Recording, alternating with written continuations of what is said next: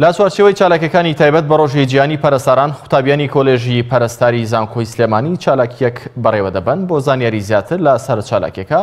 ڕاستەوخۆ ڕاستی حەمامین پێامنێری پێم لەگەڵم دەبێت، ڕاستی سڵاوت لێبێت. چالاکیەکەی قوتابیانی کۆلێژی پەرستاری زانکۆی سلێمانی بۆ چییە؟ کاگە کارسان سڵاو لێوە، سڵاو لە بینەران و بیسەرانی کەناڵی ئاسمانی پەیام. دیارە کە نەتەوە یەکگرتوەکان هەموو ساڵێکی 12 ئایاری بە ڕۆژی جیهانی پەرستاران داناوە وەکو ڕێزگرتنێک لە کار و ماندووبوونی پەرستاران لە چوارچێوەی چالاکیەکانی هەفتەی ڕۆژی پەرستاران لێرە لە فامیلی مۆڵ قوتابیانی کۆلێژی پەرستاری زانکۆی سلێمانی هاتوون چەند چالاکیەک ئەنجامەدەن.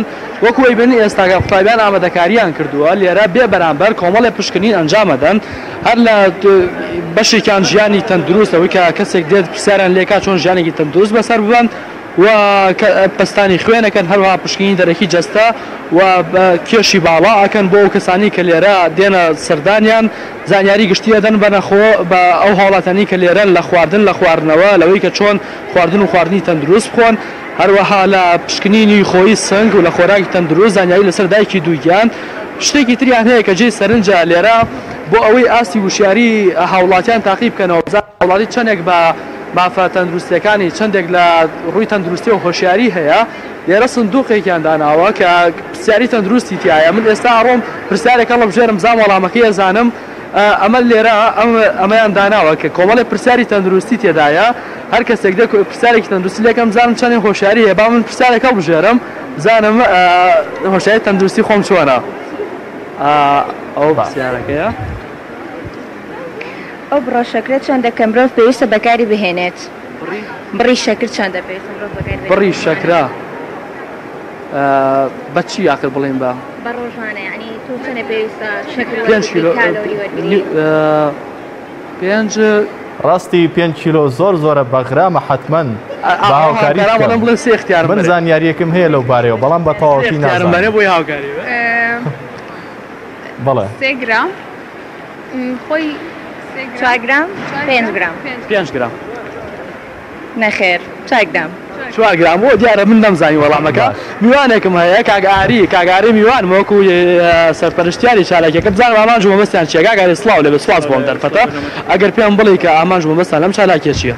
زۆر سوپاسی بەرنامەکەتانەکەم زۆر بەخێن بوون. بەڵێ ئێمە وەکو جەماعەتی نێرسەر یاخ گروپی نێرسەر لەگەڵ جەماعەتی ماکۆسیال ساسەن بەنجاندانی ئەم چالاکیە حکومە مسئولیتێک کە خۆمان تەلەبەی کۆلێژی پەرستارین ئەرکێکی سەرشانی خۆمانە کە هەموو ساڵم یادە بکەینەوە بۆ بە باشمان زانی لەگەڵ جەماعەتی نێرسانە ئەم یادە بکەینەوە.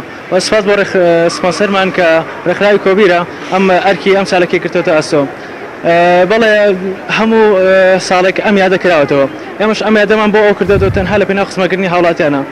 ڕاستە حکوومەت خەمدەرخەمە بەرامبەری ئەمە لە ڕووی تەعینات و لە هەموو شتێکەوە، بەڵام ئێمە وەکو ئەرکێکی مەسئولیەتی خۆمان ئەرکێکی سەرشانی خۆمان هەموو ساڵێک ئەم یاداکەینەوە. یادەکەش چۆنیە هەموو ساڵێک کە خەڵکی لە دەرەوەچن بڵ سەختەگرن شەکراگرن بڵەت گروپەگرن ینی جارکردنی جۆری خوێنەکە دەگرن بە بڕێک پارێکە بڕەکەشی 7000 یاخود 10000 کەمەش بۆ هەنێک کەس زەحمەتە دەستی پێیانگەل لەبەر نەبوونی بیان لەبەر هەر بارودۆخێکی کە بێت.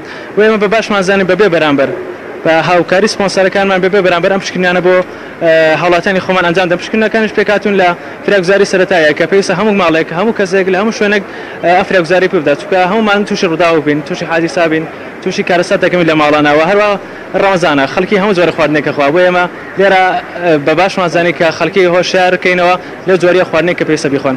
سپاسە کاگاری کارزان دەرفەتم پێ بێ باسی ئەو بکەم کە لە ئێستاە بارودۆخی پەرستاران بەگشتی و کارمەندانی تەندروستی لە بارودۆخی خراپتایە بۆی کە حکوومەتی هەرێم هیچ بەدەمەوە هاتنێکی بۆیان نییە و لە چەند ڕۆژی ڕابردووە کارمەندانی خۆبەخشی تەندروستی گردبوونەوەیان کردو باسییان لەوە کرد کە ماوەی 3 مانگە بایکۆتی داوامیان کردو بەهۆی ئەوەی کە هیچ ئاسوودێک نییە بۆ دامەزراندنیان و هەروەها خواردنیشان لێ بڕیون کە ئەوەی کە خواردنی ڕۆژانەیان پێدەن بۆیە بارودۆخیان خراپە و ئامانیش باس لەوە ئەکەن کە ئەبێت حکوومەتی هەرێم بە دوواداچوونی پێویستی هەبێ بۆ مافەکانیان و هەروەها ئاوڕیان لێ بداتەوە. من ئەگەڕێمەوە لای بەڕێستان. سپاس بۆ زانیاریەکانی تۆ، ڕاستی سپاس لە شاری سلێمانیەوە لەگەڵمان بوو.